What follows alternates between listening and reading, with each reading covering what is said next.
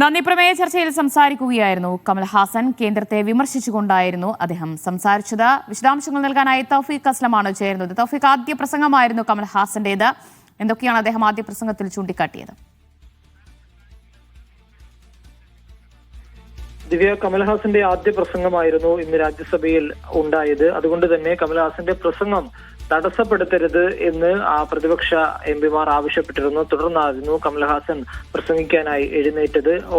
ഏറ്റവും പ്രധാനപ്പെട്ട ഒരു കാര്യം SIR-മായി ബന്ധപ്പെട്ടുള്ള കാര്യങ്ങളാണ് കമൽഹാസൻ ലഭിച്ച സമയത്തിന്റെ ഭൂരിഭാഗവും ഉപയോഗപ്പെടുത്തിയത്. പ്രധാനമായും ജനങ്ങൾ SIR മൂലം വലിയ ബുദ്ധിമുട്ടിലാവുകയാണ്. ബംഗാളിൽ ഉൾപ്പെടെ ആളുകൾ വലിയ പ്രയാസത്തിലാണ്. ബംഗാൾ മുഖ്യമന്ത്രി ഉൾപ്പെടെ നേരിട്ട് സുപ്രീം കോടതിയിലെത്തി ഇതുമായി ബന്ധപ്പെട്ടുള്ള വാദങ്ങൾ നിരത്തേണ്ട ഒരു സാഹചര്യത്തിലേക്ക് ഉൾപ്പെടെ എത്തുന്നു എന്ന തരത്തിലായിരുന്നു കമൽഹാസന്റെ പ്രസംഗം ആരംഭിച്ചത്. സർക്കാരിനെതിരെയുള്ള ഒരു സംസാരം തന്നെയായിരുന്നു ഇന്ന് രാജ്യസഭയിൽ നടന്നത് എന്ന് വേണം നമുക്കിതിനെ പറയാനായിട്ട്. കാരണം SIR-നെതിരെ വലിയ വിമർശനമാണ് ഇപ്പോൾ കമൽഹാസന്റെ ഭാഗത്തു നിന്നുകൊണ്ട് ഉണ്ടായത്. അതും കമൽഹാസന്റെ ആദ്യ പ്രസംഗത്തിൽ തന്നെ കാര്യങ്ങൾ പറയുകയും ചെയ്തിട്ടുണ്ട്. ഒപ്പം ഈ തമിഴ്നാട്ടിലെ പ്രത്യേകിച്ച് അവിടെയുള്ള പഴയ നേതാക്കന്മാരെ എല്ലാം പറഞ്ഞുകൊണ്ട് അവരെല്ലാം ഓർത്തുകൊണ്ടുകൂടിയാണ് ഇത്തരമൊരു പ്രസംഗത്തിലേക്ക് കമൽഹാസൻ കടക്കുകയും ചെയ്തത്. വലിയ ബഹളമൊന്നും രാജ്യസഭയിൽ ആ സമയത്ത് ഉണ്ടായില്ല. കമൽഹാസൻ 10 മിനിറ്റിൽ താഴെ മാത്രമാണ് ഏകദേശം സംസാരിച്ചത്. ആ സംസാരത്തിന്റെ ഭൂരിഭാഗം സമയവും SIR-മായി ബന്ധപ്പെട്ടുള്ള കാര്യങ്ങൾ തന്നെയാണ് കമൽഹാസൻ